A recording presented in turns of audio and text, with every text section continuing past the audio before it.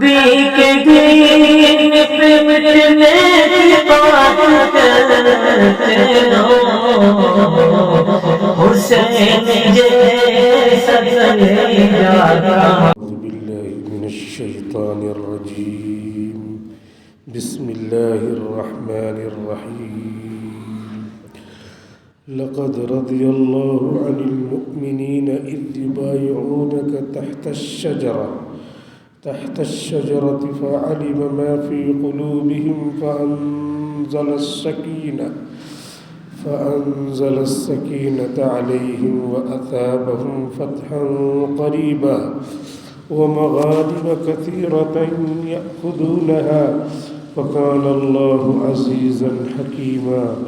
وعدكم الله مغانم كثيرة تأخذونها فعجل لكم هذه وكف أيدي الناس عنكم ولتكون آية للمؤمنين ويهديكم صراطا مستقيما، وأخرى لم تقدروا عليها قد أحاط الله بها وكان الله على كل شيء قديرا۔ ولو قاتلكم الذين كفروا لولوا الأدبار ثم لا يجدون وليا ولا نصيرا، سنة الله التي قد خلت من قبل ولن تجد لسنة الله تبديلا۔ لقد رضی اللہ عن المؤمنین، یقیناً اللہ تعالیٰ راضی ہو گئے ان ایمان والے صحابہ کرام سے جو مدینے سے چل کر آئے تھے عمرہ کرنے کے لیے۔ اذ یبایعونک تحت الشجرہ، جب اہل مکہ نے عمرہ کرنے سے روک دیا تو یہ لوگ آپ کے دست مبارک پر درخت کے نیچے بیعت کر رہے تھے، بیعت رضوان۔ فعلم ما فی قلوبہم، تو اللہ تعالیٰ کو معلوم ہی تھا جو کچھ ان صحابہ کرام کے دل میں تھا۔ فأنزل السکینۃ علیہم، تو اللہ نے ان پر سکینے کا نزول فرمایا۔ وأثابهم فتحا قریبا، اور ان کو قریبی فتح خیبر عطا فرمائی۔ ومغانم کثیرہ یاخذونہا، اور بہت سارے مال غنیمت کو عطا فرمایا جسے ایمان والے جمع کر رہے تھے، لے رہے تھے۔ وَكَانَ اللَّهُ عَزِيزًا حَكِيمًا، اور اللہ تعالیٰ غالب ہیں، حکمت والے ہیں۔ وَعَدَكُمُ اللَّهُ مَغَانِمَ كَثِيرَةً تَأْخُذُونَهَا فَعَجَّلَ لَكُمْ هَذِهِ وَكَفَّ أَيْدِيَ النَّاسِ عَنْكُمْ، اللہ تعالیٰ نے تم سے بہت سارے مال غنیمت کا وعدہ کیا ہے جسے تم پاؤ گے، تو یہ سر دست تم کو دے دیا ہے اور لوگوں کے ہاتھوں کو تم سے اس موقع پر روک دیا ہے کہ قتال نہ ہو، لڑائی جھگڑا نہ ہو۔ وَلِتَكُونَ آیَةً لِّلْمُؤْمِنِينَ وَيَهْدِيَكُمْ صِرَاطًا مُسْتَقِيمًا، اور تاکہ یہ ایمان والوں کے لیے ایک نشانی ہو اور تم کو اللہ تعالیٰ سیدھے راستے پر قائم و دائم رکھے۔ وَأُخْرَى لَمْ تَقْدِرُوا عَلَيْهَا قَدْ أَحَاطَ اللَّهُ بِهَا، اور ایک دوسری فتح جس پر تم ابھی قادر نہیں ہو، اللہ تعالیٰ کو اس کا علم ہے، اللہ نے اس کا علمی احاطہ کر رکھا ہے۔ وَكَانَ اللَّهُ عَلَى كُلِّ شَيْءٍ قَدِيرًا، اور اللہ تعالیٰ ہر چیز پر قدرت رکھنے والے ہیں۔ وَلَوْ قَاتَلَكُمُ الَّذِينَ كَفَرُوا لَوَلَّوُا الْأَدْبَارَ، اگر اس موقع پر کفار مکہ آپ سے لڑتے قتال کرتے تو شکست خوردہ ہو جاتے، پشت پھیر کر یقیناً بھاگنا پڑتا ان کو. ثم لا یجدون ولیا ولا نصیرا، پھر نہ کوئی دوست پاتے اور نہ کوئی حمایتی. سنت اللہ التی قد خلت من قبل، یہ اللہ کا دستور رہا ہے جو اس سے پہلے بھی ہو چکا ہے. وَلَن تَجِدَ لِسُنَّةِ اللَّهِ تَبْدِيلًا، اللہ کے دستور میں آپ ہرگز تبدیلی نہیں پائیں گے. وَهُوَ الَّذِي كَفَّ أَيْدِيَهُمْ عَنْكُمْ وَأَيْدِيَكُمْ عَنْهُمْ بِبَطْنِ مَكَّةَ مِنْ بَعْدِ أَنْ أَظْفَرَكُمْ عَلَيْهِمْ، وہی ہے وہ خدا جس نے کافروں کے ہاتھوں کو تم سے روک لیا کہ لڑائی نہ ہونے پائے، اور تمہارے ہاتھوں کو کافروں سے روک لیا کہ لڑائی نہ ہونے پائے مکہ کی وادی میں، یعنی حدیبیہ کے مقام پر. من بعد ان اظفرکم علیہم، بعد اس کے کہ اللہ تعالیٰ نے تم سب لوگوں کو ان پر قابو دے دیا تھا. وَكَانَ اللَّهُ بِمَا تَعْمَلُونَ بَصِيرًا، اور اللہ تعالیٰ تمہارے عمل کو دیکھ رہا ہے. هُمُ الَّذِينَ كَفَرُوا وَصَدُّوكُمْ عَنِ الْمَسْجِدِ الْحَرَامِ وَالْهَدْيَ مَعْكُوفًا أَن يَبْلُغَ مَحِلَّهُ، یہ وہ لوگ ہیں جنہوں نے اللہ کا انکار کیا اور تم کو مسجد حرام سے روکا، اور تمہارے قربانی کے جانور کو جو رکا رہ گیا کہ وہ مینا میں اپنے مقام پر پہنچے. وَلَوْلَا رِجَالٌ مُؤْمِنُونَ وَنِسَاءٌ مُؤْمِنَاتٌ لَمْ تَعْلَمُوهُمْ أَن تَطَئُوهُمْ فَتُصِيبَكُم مِّنْهُمْ مَعَرَّةٌ بِغَيْرِ عِلْمٍ، اور اگر کچھ مومن مرد اور مومن عورتیں مکہ میں نہ ہوتی جن کا ایمان مخفی ہے، تم انہیں نہیں جانتے کہ وہ ایمان لا چکے ہیں، اور لڑائی ہو جاتی تو تم انہیں پیس دیتے، تو پتہ چلنے پر تمہیں تکلیف ہوتی کہ نادانی میں وہ کیسے پس گئے. لِيُدْخِلَ اللَّهُ فِي رَحْمَتِهِ مَن يَشَاءُ، اسی لیے اس موقع پر اللہ نے لڑائی نہیں ہونے دی تاکہ اللہ تعالیٰ اپنے رحمت میں جس کو چاہے داخل کرے. لَوْ تَزَيَّلُوا لَعَذَّبْنَا الَّذِينَ كَفَرُوا مِنْهُمْ عَذَابًا أَلِيمًا، اگر مکہ میں ایمان والے جو خفیہ طور پہ رہتے تھے وہ وہاں نہ ہوتے، ہٹ جاتے، تو ہم ان کافروں کو دردناک عذاب چکھاتے. اذ جعل الذین کفروا فی قلوبہم الحمیۃ حمیۃ الجاہلیہ فانزل اللہ سکینتہ علی رسولہ وعلی المؤمنین وألزمهم كلمة التقوى وكانوا أحق بها وأهلها.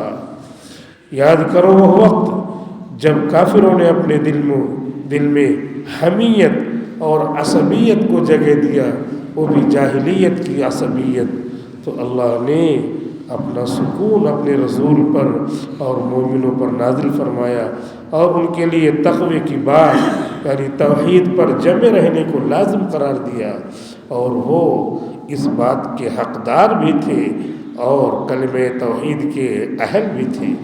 وَكَانَ اللَّهُ بِكُلِّ شَيْءٍ عَلِيمًا، اور اللہ تعالیٰ ہر چیز کو اچھی طرح جاننے والا ہے. سورۃ الفتح کی تفسیر چل رہی ہے. پہلا رکوع دوسرا رکوع مکمل ہو گیا، اور یہاں سے تیسرا رکوع پڑھا گیا ہے. یہاں پر آدھا پارہ 26ویں پارے کا مکمل ہو گیا ہے. آدھے پارے کے بعد یہ تیسرا رکوع شروع ہو رہا ہے. اللہ رب العزت تیسرے رکوع کی پہلی آیت میں بیعت رضوان کا ذکر کر رہے ہیں کہ اللہ کے رسول صلی اللہ علیہ وسلم نے خواب دیکھا تھا، اور خواب کو اپنے صحابہ کے سامنے ذکر کیا، تعبیر بھی بتلائی کہ اس خواب کی تعبیر یہ ہے کہ اب ہم لوگوں کو مکہ مکرمہ جانے کو ملے گا اور وہاں پہ ہم لوگ عمرہ کریں گے، سر مڈائیں گے، حلق کرائیں گے، قصر کرائیں گے، طواف کریں گے، یہ اس کا مطلب ہے۔ اب مکہ چھوڑ کر کے آئے تھے اور ہمیشہ کے لیے چھوڑ کر کے آئے تھے۔ جب گھر کا وطن کا ذکر ہوا تو سب کے دل میں مکہ لوٹنے کی امنگ، مکہ چلنے اور وہاں پہنچنے کی تمنا بڑی تیزی سے جاگ اٹھی کہ اب تو جانا ہی جانا ہے، اور اسی سال چلتے ہیں ارادہ ہو گیا۔ حالانکہ تعبیر کا یہ بھی مطلب تھا کہ اسی سال نہیں، آگے بھی جا سکتے ہیں، خواب میں یہ نہیں تھا کہ اسی سال ہی جانا ہے، لیکن اللہ کو بھی یہ منظور تھا کہ اسی سال چلے جائیں، اور اس کے بعد فتح مکہ کا پیش خیمہ یعنی صلح کی شکل پیدا ہو۔ چنانچہ 1500 لوگوں کی تعداد نکلی۔ مدینے میں آپ نے اعلان کر دیا کہ ہم لوگ چلیں گے عمرہ کرنے کے لیے۔ اعلان ہونا تھا، سب لوگوں نے جلدی جلدی تیاری شروع کر دی، اور اللہ کے رسول کی ہمراہی میں 1500 لوگوں کا گروہ نکلا۔ اب اس موقع پر منافقین کو خوب کہنے کا موقع ملا کہ بتاؤ، جن لوگوں نے ان کو وہاں جینا دوبھر کر دیا، جن کے خون کے پیاسے تھے، وہ کیسے ان کو بخشیں گے؟ تو گویا کہ یہ سانپ کے منہ میں جا رہے ہیں۔ تو لوگوں سے کہہ رہے ہیں کیسے جاؤ گے؟ وہیں سے تو بھاگ کر کے آئے ہو، چپ کے آئے ہو، ہجرت کر کے آئے ہو، تمہاری ہجرت فرض تھی، وہ کر کے آئے ہو، اور اب کیسے جاؤ گے؟ دوسروں کو بھی بہکا رہے ہیں اور خود بھی ان کو جانا نہیں، کیونکہ ڈر ہے کہ وہ مکہ والوں کی گرفت میں آ گئے تو پھر بچیں گے نہیں۔ اس طریقے سے منافقین نے اپنا کام کیا، تو منافقین چھٹ گئے پہلے ہی، اور جو پکے ایمان والے تھے، جن کا باطن اور ظاہر دونوں موافق تھا، وہ لوگ تیار ہو گئے اور تیار ہو کر کے پہنچے۔ جب حدیبیہ کے مقام پہ پہنچے تو اللہ کے رسول صلی اللہ علیہ وسلم نے اطلاع بھجوائی کہ ہم لوگ مدینے سے مکہ آئے ہیں، 1500 کی تعداد ہے، اور ہم لوگ کچھ کریں گے نہیں، ہم لوگ عمرہ کرنے آئے ہیں، عمرہ کر کے وقت گزر جائے گا، چلے جائیں گے۔ ان کا سننا تھا کہ برافروختہ ہو گئے، آگ بگولا ہو گئے، جسٹ دے فلو انٹو ریج، آگ بگولا ہو گئی، یعنی اتنی ہمت ہوئی مکہ میں داخل ہونے کی، لڑائی کا ارادہ کر لیا اور روک دیا کہ نہیں، ہم نہیں آپ کو عمرہ کرنے دیں گے، نہیں آ سکتے آپ، منع کر دیا۔ ادھر مسلمان صحابہ کرام جوش میں بھرے ہوئے تھے، انہوں نے حضور صلی اللہ علیہ وسلم سے کہا کہ اللہ کے رسول، ہم تو عمرہ کرنے آئے ہیں، مکہ میں تو کافر لوگ بھی آتے ہیں، کافروں کا وہ گھر تھوڑی ہے، وہ تو مسلمانوں کے لیے ہے۔ انما یعمر مساجد اللہ من آمن باللہ یوم الآخر، جو ایمان لاتے ہیں، آخرت کے دن پہ ایمان رکھتے ہیں، اصل تو اس کو آباد کرنے والے وہ لوگ ہیں، وہی متولی ہیں اس کے، اور یہ لوگ ناحق اس پہ اپنا حق جمائے ہوئے ہیں۔ اور اتنی ہمت کہ سارے دنیا کے لوگ آئے اور وہاں پہ طواف کریں، عمرہ کریں، ہم ہی کو روک دیا، ہم لوگ نہیں مانیں گے اور ہم کر کے جائیں گے، نہیں تو پھر لڑیں گے۔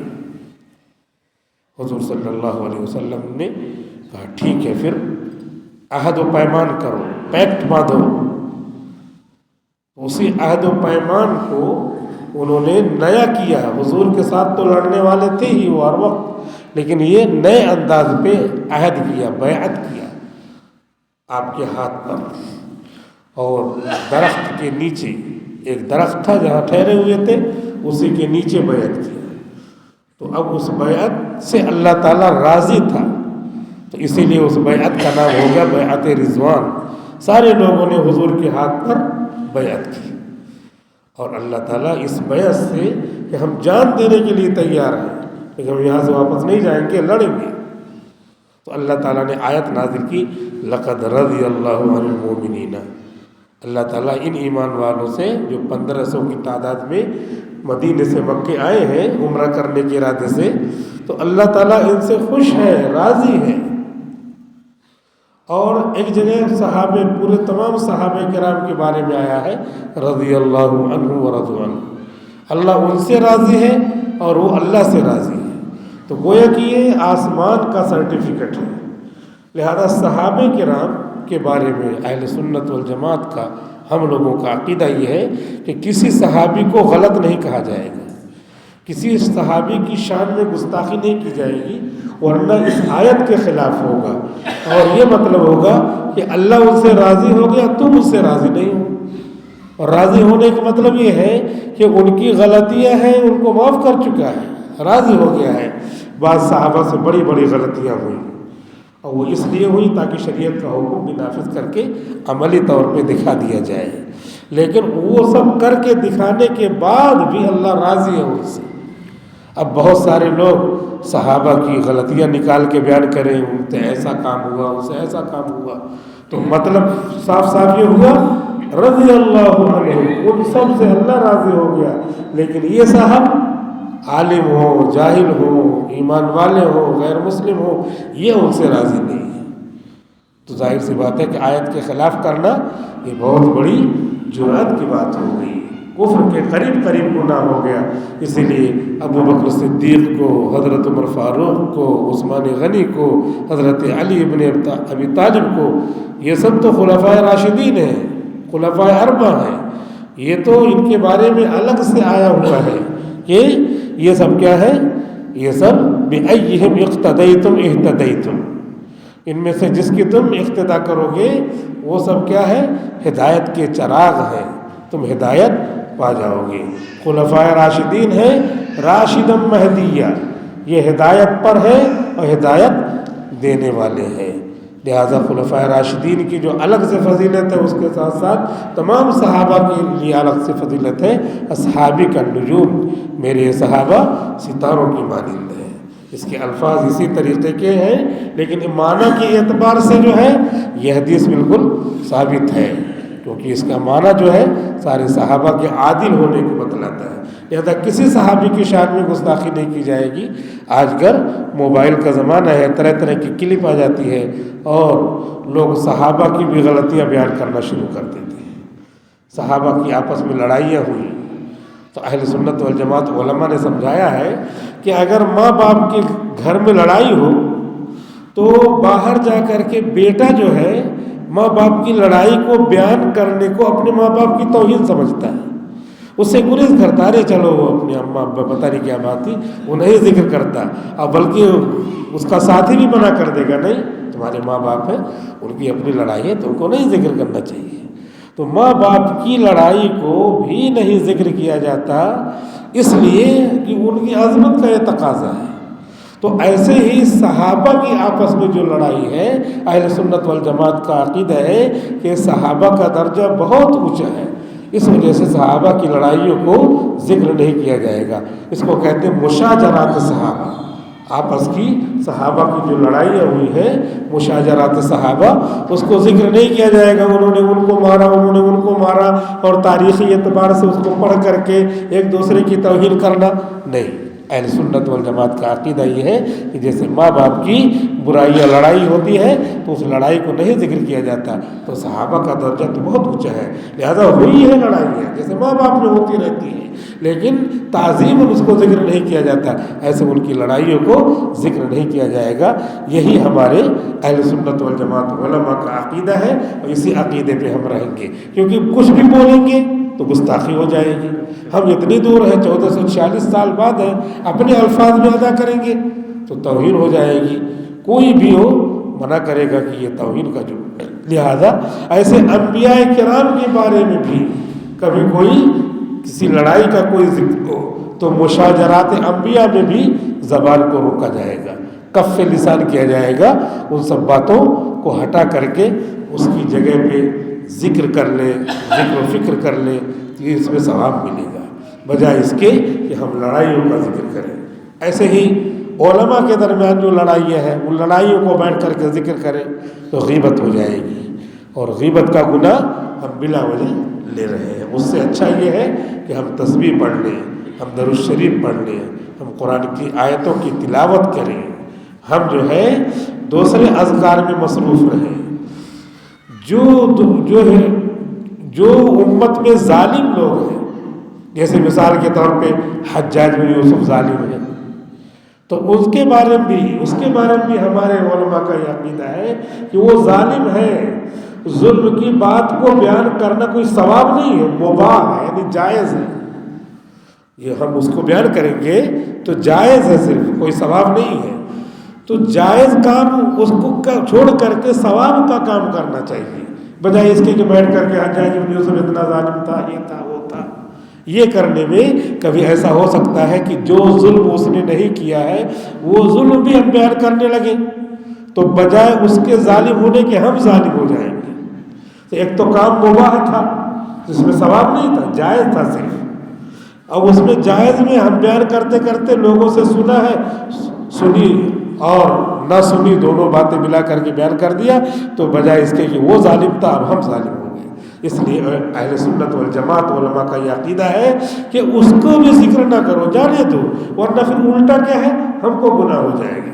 ایسے مسئلہ آتا ہے یزید کا، تو یزید کی برائی بیان کرنا کہ غلطی پر وہ تھا، تو اب وہ غلطی پر تھا تو اس کو بیان کر رہے ہیں، بیان کرتے کرتے کرتے کیا ہے، جو اس نے نہیں کیا وہ بھی بیان کرنے لگے۔ اس لیے ہمارے علماء نے یہ لکھا ہے کہ اپنا وقت اس میں برباد کرنے کی بجائے اس کے ذکر ہی کو ہٹا دو، بلکہ دوسرا ذکر کرو، اپنے گھریلو مسائل ہیں اس کو حل کرو، جو ضروری کام ہے، روزی کمانا، کسب حلال یہ فرض ہے بعد الفریضتی، اصل فرض نماز، روزہ، حج، زکوٰۃ کی ادائیگی جو اس سے مقدم ہے، اس کو کرنے کے بعد کیا ہے، اپنا حلال کمائی میں لگو، بلا وجہ اس کاموں میں لگ کر کے، جھگڑا لڑائی میں لگ کر کے اپنے دماغ کو خراب نہ کرو۔ یہ ہمارے اہل سنت والجماعت علماء کا عقیدہ ہے، اور وہی عقیدہ ہم کو دیا ہے کہ اس میں ہم کو رہنا ہے۔ لہٰذا اللہ کے رسول صلی اللہ علیہ وسلم نے یہ جو کیا، بیعت کیا، تو بیعت کے اوپر اللہ تعالیٰ نے رضامندی کی مہر لگا دیا۔ یہ جو 1500 لوگ آئے ہیں، یہ 1500 لوگوں سے اللہ راضی ہے۔ بعد میں جو آیت اتری ہے کہ 1,24,000 صحابہ، ان سارے صحابہ سے اللہ تعالیٰ راضی ہے۔ سارے صحابہ، ان کا زمانہ چلتا رہا، اس زمانے کو اللہ تعالیٰ نے، اللہ کے نبی نے خیر القرون کہا ہے۔ حضور صلی اللہ علیہ وسلم کا انتقال ہوا سن 11 ہجری میں، آپ پردہ فرما گئے سن 11 ہجری میں۔ 10 سال آپ رہے، ہجرت کرنے کے بعد 10 سال آپ رہے، اور 11ویں میں محرم، صفر، ربیع الاول میں آپ کا انتقال ہو گیا۔ آپ کے پردہ فرمانے کے بعد، اس دنیا سے منتقل ہونے کے بعد، پورے 100 سال تک 1,24,000 صحابہ کا زمانہ ہے، یعنی 100 سال ہو گیا تو 110 ہجری میں سب سے آخری صحابی ابی طفیل مکی کا مکہ میں انتقال ہوا، سب سے آخر میں۔ وہ 100 سال تک یہ نور کا، روحانیت کا، صحابہ کا، حضور کے شاگردوں کا زمانہ تھا۔ اور اس کے بعد پھر 70 سال تک حضور کے صحابہ کے شاگردوں کا زمانہ رہا۔ 181 ہجری میں سب سے آخری صحابی خلف ابن خلیفہ کا انتقال ہوا۔ خلف ابن خلیفہ یہ سب سے آخری تابعی ہے، ان کا انتقال ہوا 181 میں۔ گویا کہ 100 سال صحابہ کا زمانہ اور 70 سال کے قریب تابعین کا زمانہ، اور اس کے بعد 75 سال تک تابعین کے شاگردوں کا زمانہ رہا۔ اور سب سے آخری تابعی جن کا نام ہے حسن ابن عرفہ بغدادی، تو حسن ابن عرفہ کا انتقال ہوا 257 ہجری میں۔ تو حضور نے فرمایا یہ میرے صحابہ ہیں جن سے اللہ راضی، وہ 1,24,000، خیر القرون قرنی، سب سے بہترین میرا زمانہ ہے، یعنی 110 سال، 10 ہجری تک، 110 ہجری تک صحابہ کا زمانہ رہا. ثم الذین یلونہم، پھر اس کے بعد تابعین کا زمانہ ہے جو 70 سال تک رہا، 181 ہجری تک. اور اس کے بعد 257 یعنی 75 سال کے قریب زمانہ رہا تبع تابعین کا. ثم الذین یلونہم ثم الذین یلونہم یعنی تبع تابعین کا زمانہ. تو حضور کے صحابہ سے اللہ تعالیٰ اتنا راضی ہو گئے کہ اس کا اثر 257 ہجری تک رہا. اور حضور نے حدیث شریف میں ذکر کر دیا کہ خیر القرون قرنی، سب سے بہترین میرا زمانہ ہے. ثم الذین یلونہم، پھر ان لوگوں کا زمانہ جو صحابہ سے پڑھے ہوئے ہیں یعنی تابعین کا زمانہ. اور اس کے بعد ان لوگوں کا زمانہ جو تابعین سے پڑھے ہوئے تبع تابعین کا زمانہ. 10 سال نبی کا زمانہ رہا اور 100 سال نبی کے صحابہ کا زمانہ رہا. 70 سال تابعین کا زمانہ رہا اور 75 سال تبع تابعین کا زمانہ رہا. اس طرح 257 ہجری میں خیر القرون قرنی یہ ثم الذین یلونہم ثم الذین یلونہم ختم ہو گیا. لیکن اس کے بعد ان حضرات کی نیکیاں اور برکتیں چلتی رہیں. تو اللہ تعالیٰ نے یہاں پر جن کے لیے رضوان کی، جن کے لیے اپنی رضامندی کی اور مرضی راضی ہونے کی گواہی دی ہے، ان کا اثر گویا کہ 257 ہجری تک رہا. اور ان لوگوں کا اثر ابھی تک چل رہا ہے اور چلتا رہے گا. تو یہاں پر اللہ نے اسی بیعت رضوان کا ذکر کیا ہے. معلوم یہ ہوا کہ وہ نیکیاں چلتی رہیں گی، چلتی رہیں گی. چنانچہ باپ کی نیکی بیٹوں میں اثر کرتی ہے، بیٹوں کی نیکی ان کے بیٹوں میں اثر انداز ہوتی ہے. اسی وجہ سے کبھی کبھی ایسا ہوتا ہے کہ پوتا پڑ پوتا کوئی حافظ بن گیا، حافظ قرآن بن گیا، تو جو پرانے لوگ ہیں وہ بتاتے ہیں کہ تمہارے پردادا بھی حافظ تھی اور اس کے بعد اب یہ سلسلہ رکا ہوا تھا، لیکن اب جو ہے پوتا یا پڑ پوتا حافظ قرآن بنا، گویا کہ وہی نیکی یہاں کام آ رہی ہے. چنانچہ حضرت خضر علیہ السلام موسیٰ علیہ السلام کے ساتھ جب جا رہے تھے اور موسیٰ علیہ السلام سے کہا تھا کہ دیکھو میرے ساتھ آپ رہو گے تو بولنا نہیں، خاموش رہنے کی شرط ہے. کہا ٹھیک ہے نہیں بولوں گا، انشاءاللہ صبر کروں گا. لیکن جب انطاکیہ شہر میں پہنچے اور ان لوگوں نے کھانا نہیں کھلایا، اور مہمان کو کھانا کھلانا اس وقت کا سوشل دستور تھا، سماجی دستور تھا، انہوں نے کھانا نہیں کھلایا. اور وہیں پر ایک دیوار تھی، دیوار ایسے ٹیڑھی تھی تو انہوں نے اٹھا کر کے اسے درست کر دیا. اب موسیٰ علیہ السلام کو تو یہ بھوک لگی ہے، ایک تو غصہ والے آدمی بھی تھے، جس کو بھوک لگی ہو اور غصہ والا بھی آدمی ہو تب تو وہ برداشت نہیں کرے گا، نیچرل وے یہی ہے. چنانچہ موسیٰ علیہ السلام نے پھر ٹوک دیا کہ بتاؤ، کم سے کم ان کو بلا کر کے کہ کس کی دیوار ہے یہ بنواؤ گے؟ میں بنا دیتا ہوں. بنا دیتے اور اس کے بعد اس کا پیسہ لے لیتے، پھر کسی ہوٹل پہ یا کسی جگہ کسی سے کھانا خرید کر کے کھا لیتے. بھوک لگی ہے، آپ نے جو ہے ان لوگوں نے کھانا بھی نہیں کھلایا، پردیسیوں کا مسافروں کو کھانا بھی نہیں کھلایا، اور ان پر آپ نے احسان بھی کر دیا، ان کی دیوار گر رہی تھی درست کر دیا. تو پھر خضر علیہ السلام نے جہاں جہاں یہ بولے تھے سب کو بتاتے بتاتے یہاں پہ یہ بتایا کہ میں نے اصل میں ان کی دیوار اس لیے درست کی کہ اس کے نیچے خزانہ تھا، سونا چاندی ہیرے جواہرات سب تھے، اور یہ گرنے والی تھی، اور گر جاتی تو یہ جو قوم ہے جنہوں نے کھانا نہیں کھلایا ہے یہ سب اس خزانے کو لوٹ لیتے، قبضہ کر لیتے. اور یہ دیوار ہے کس کی؟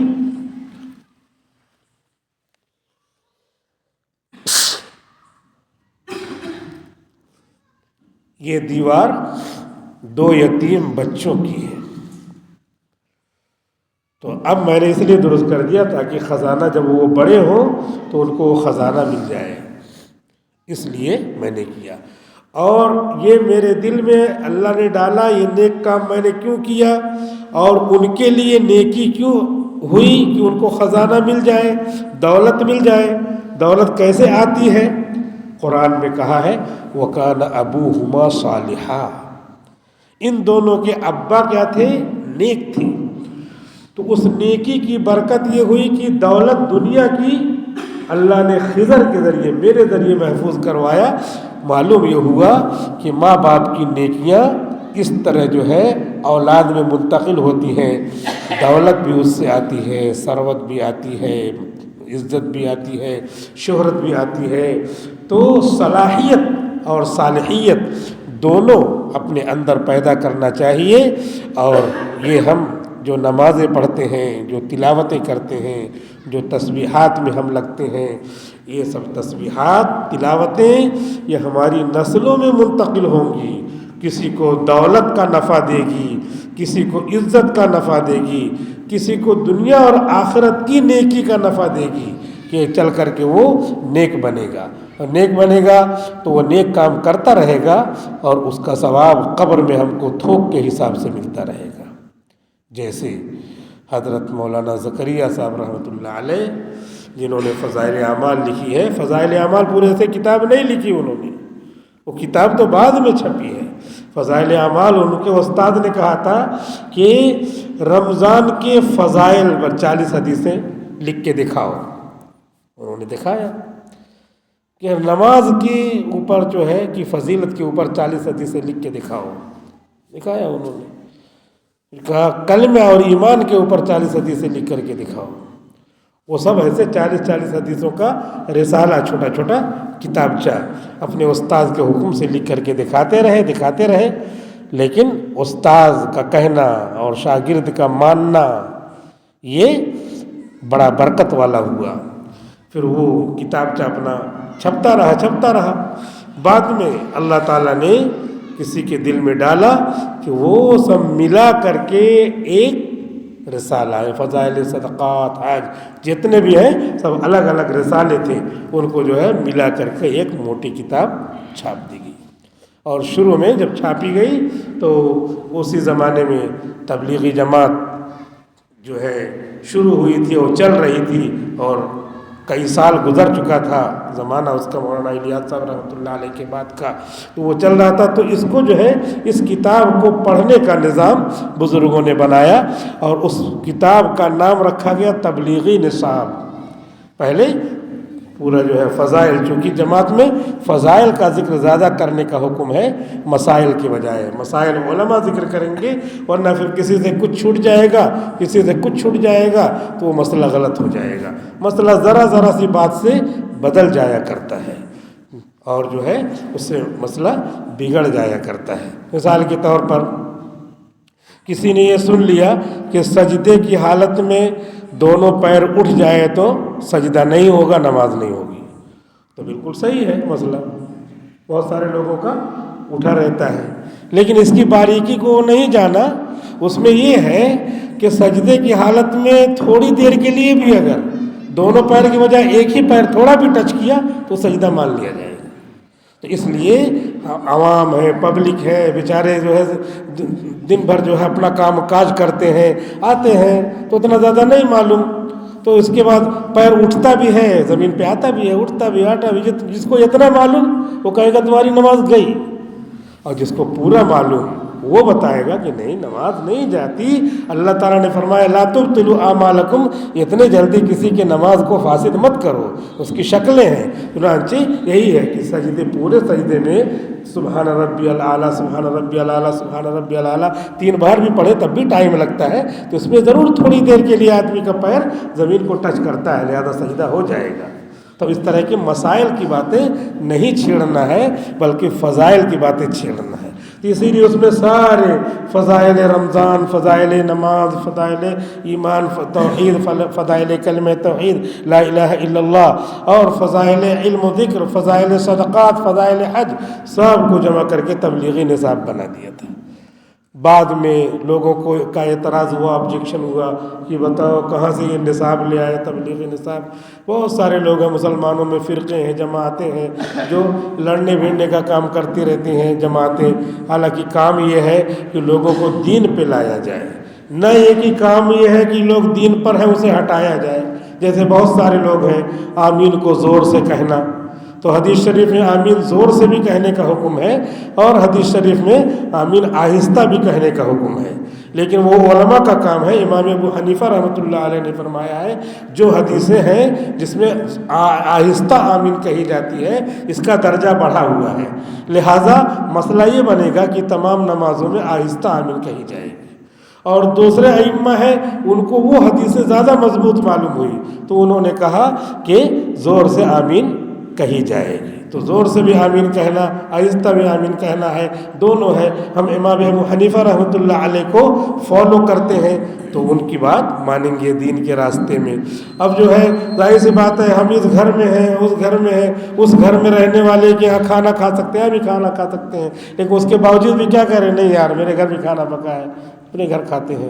تو یہ ایک ایسے سمجھنے کے لیے مثال ہے کہ جب ہم امام ابو حنیفہ رحمۃ اللہ علیہ کو فالو کر لیا تو انہی کی بات مانیں گے. اگر دوسرے امام کی بات مانیں تو پھر وہ اپنی طبیعت کی وجہ سے مانیں گے, نفس کی وجہ سے مانیں گے, تو وہ نفس پرستی ہو جاتی ہے. اسی لیے علماء نے منع کیا ہے. تو امام ابو حنیفہ رحمۃ اللہ علیہ نے کہا ہے کہ آہستہ آمین کہو, اس میں زیادہ ثواب ہے. تو اسی لیے ہم آہستہ آمین کہتے ہیں. اب کچھ لوگ ایسے ہیں, پوچھا انہوں نے نماز پڑھی, ہاں نماز پڑھی, آمین کیسے کہتے ہو, زور سے کہ آہستہ, آہستہ کہتی نماز نہیں ہوگی. نماز نہیں ہوگی نہیں, نماز میں تمہارے نزدیک تمہارے حساب سے ثواب کم ہوگا, اتنا یہ بولو. لیکن اس طریقے سے جماعتیں پیدا ہوئیں جنہوں نے کیا کیا, دین پر لانے کے بجائے دین سے ہٹا دیا, نماز ہی نہیں ہوئی. حالانکہ ایسا نہیں ہے, زور سے کسی نے آمین کہہ دیا تو نماز میں امام صاحب کے حساب سے ثواب کم ہوگا, آہستہ کہنے سے ثواب زیادہ ہوگا. اور ان کے نزدیک زور سے, جو امام شافعی ہے, امام محمد ہے, جیسا کہ عرب میں, سعودی میں, مکہ میں, مدینے میں ہوتا ہے, زور سے آمین کہتے ہیں. وہ بھی زور سے نہیں بلکہ ایک خاص حد تک, کوئی جھگڑا لڑائی والا زور سے نہیں آمین کہتے ہیں. تو ان کے نزدیک یہ ہے کہ زیادہ ثواب اس میں ملے گا. وہ ایسا سمجھتے ہیں. دیکھیں گے اللہ تعالیٰ کے یہاں کیا ہے صحیح, لیکن سب مخلص ہیں. مخلص کے اعتبار سے انہوں نے حدیثوں پہ غور کیا, غور کر کے یہ مسئلہ نکالا. تو بہت ساری جماعتیں اس طرح ہیں جنہوں نے اعتراض کیا کہ تبلیغی نصاب کیا بنا دیا ہے.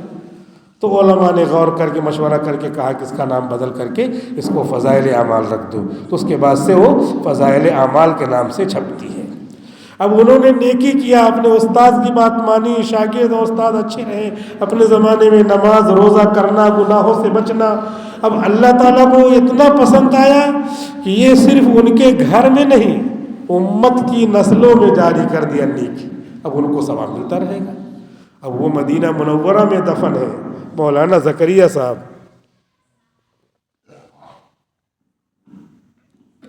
جنت البقیع میں دفن ہے, کیونکہ ہجرت کر کے چلے گئے تھے. اور یہاں پوری دنیا میں تقریباً 25-26 زبانوں میں فضائل اعمال کا ترجمہ ہو چکا ہے. تو ان تمام زبانوں میں لوگ پڑھتے ہیں وہ کتاب. اس کا سب ثواب کس کو مل رہا ہے, مولانا زکریا صاحب رحمۃ اللہ علیہ کو مل رہا ہے. تو یہ نیکیاں ایسے متوارث ہوتی ہیں. ہم نیکی کر کے جائیں گے, نسلوں میں تیار کریں گے اللہ تعالیٰ, ہم قبر میں رہیں گے, نیکیاں وہاں ملیں گی اور ڈھیر سارا ثواب ہم کو ملے گا. جب میدان محشر میں جمع ہوں گے تو میدان محشر میں من یعمل مثقال ذرۃ خیرا یرہ, جو ذرہ برابر نیکی کرے گا وہ دیکھ لے گا.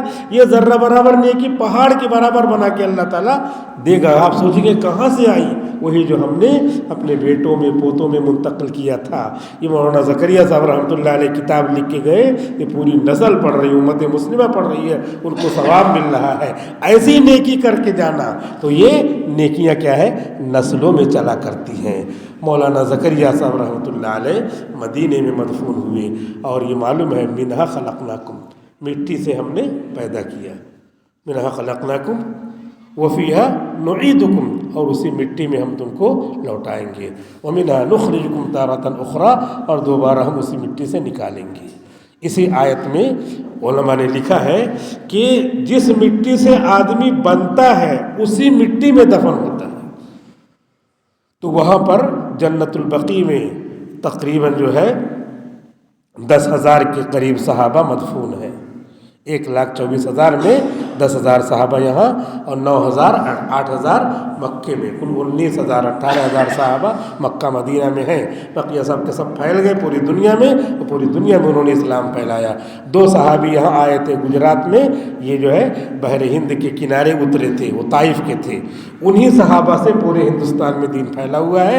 حضور نے جو دعا کیا تھا کہ پہاڑ کا فرشتہ آ کر کے کہہ رہا ہے کہ ان کو ملا دوں اور ختم کر دوں، حضور نے کہا کہ یہ جانتے نہیں ہیں، اگر جانیں گے تب ان کو خود افسوس ہوگا کہ میں نے کس کو ستایا، میں کس کو ستا رہا ہوں، ان کو معلوم نہیں ہے، اور ہو سکتا ہے ان کی نسلوں سے دین پھیلے۔ آپ کا یہ کہنا گویا کہ پورے ہندوستان والوں کے لیے رحمت اور حضور کی دعا کا نتیجہ ہے کہ وہ یہاں آئے تھے، اور آ کر کے پورے ہندوستان میں جو دین پر عمل ہو رہا ہے اس کا ثواب ان دونوں صحابہ کو مل رہا ہوگا۔ تو میں یہ کہہ رہا تھا کہ جس مٹی سے آدمی پیدا ہوتا ہے اسی مٹی میں دفن ہوتا ہے، تو جنت البقیع والی مٹی جس میں 10,000 صحابہ دفن ہیں، جس مٹی سے 10,000 صحابہ بنے تھے، اسی کے قریب قریب مٹی سے گویا کہ شیخ زکریا صاحب رحمۃ اللہ علیہ بنے تھے، تبھی تو اسی مٹی میں دفن ہیں، اور وہ مٹی گویا کہ اسی کے آدھا کلومیٹر سے تھوڑا کم ہی حضور صلی اللہ علیہ وسلم دفن ہیں وہاں پر۔ تو کتنی قیمتی وہ مٹی ہے، اس کے قریب والی مٹی سے ہندوستان کا ایک آدمی شیخ زکریا جس کی کتاب ہم لوگ پڑھتے ہیں وہ دفن ہے۔ یہ ہے تقدس، یہ ہے تبرک، یہ برکت۔ اس برکت کو ہمیں بھی پیدا کر کے اپنی نسلوں میں جاری کرنا کہ نیکیاں اللہ تعالیٰ اسی طرح نسلوں میں جاری کرتے ہیں۔ اللہ رب العزت سے دعا کرتے ہیں کہ اللہ رب العزت ہم کو بھی قبول فرما لے۔ وآخر دعوانا الحمدللہ۔